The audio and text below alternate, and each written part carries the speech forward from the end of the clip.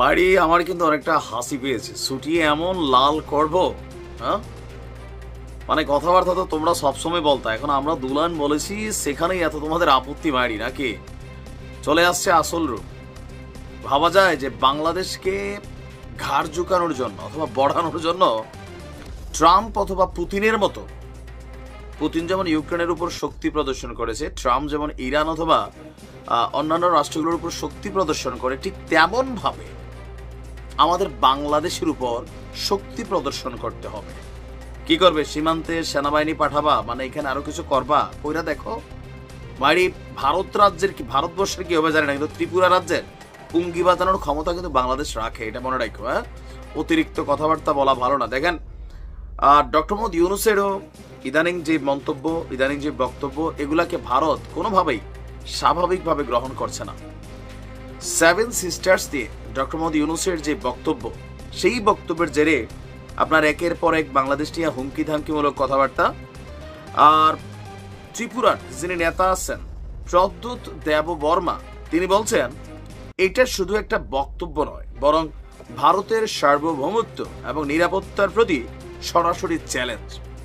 Even Bharat যদি এই বিষয়ে নিষ্ক্রিয় থাকে তাহলে এমন বক্তব্য বাড়তেই থাকবে। তো কি করতে হবে?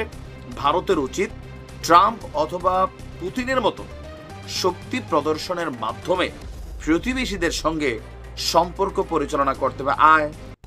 আহো বাতিজা আহো, খেলা হবে। তারপর সে বলছে যে ত্রিপুরার আদিবাসী সম্প্রদায়ের পক্ষ থেকে সে বার্তা দিচ্ছে, এই ধরনের হুমকিকে কখনোই হালকাভাবে নেওয়া উচিত নয়। ত্রিপুরার জনগণ প্রস্তুত, বাংলাদেশেও তাদের নাকি অনেক সহযোগী আছেন, এদেরকে খুঁজে বের করতে হবে কারা ভারতের পারপাস এই দেশে সার্ভ করে। তাদের বক্তব্য, আমরা বাংলাদেশিরা, বাংলাদেশি আদিবাসী ভাই বোনরা, আমাদের বাংলাদেশি আদিবাসী ভাই বোনরা আমাদের সঙ্গে আছে। ভারত সরকার যদি নির্দেশ দেয় আমরা রুখে দাঁড়াবো, শুধু নির্দেশ দিন। দিয়া দেখ, তোর কি মনে হয় যে বাংলাদেশে বসবাসকারী ত্রিপুরা, মানে আমাদের যারা আদিবাসী আছে, তোদেরটা খায় না, তোদেরটা পরে নাকি তোদের পক্ষে দাঁড়াবে? তোদের এই ধারণাটা যথেষ্ট ভুল।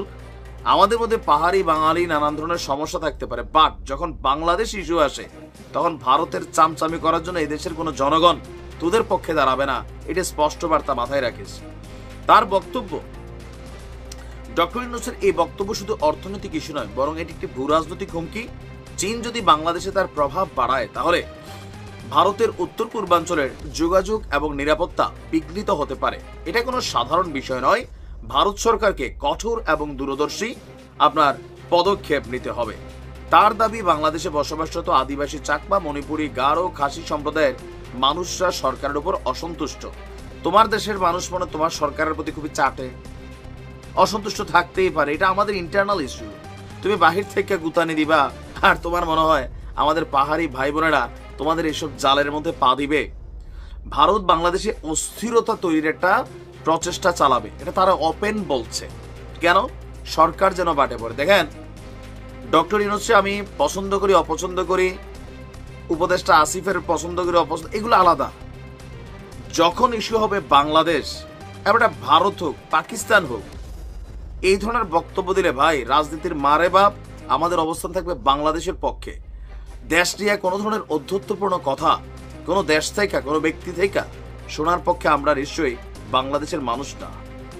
ভারতের নানান ষড়যন্ত্র রচিত হবে, আমরা বুঝতে পারতেছি সামনের দিকে। তো আমাদেরকে প্রস্তুত থাকতে হবে, সচেতন থাকতে হবে। ভালো থাকুন, আসসালামু আলাইকুম।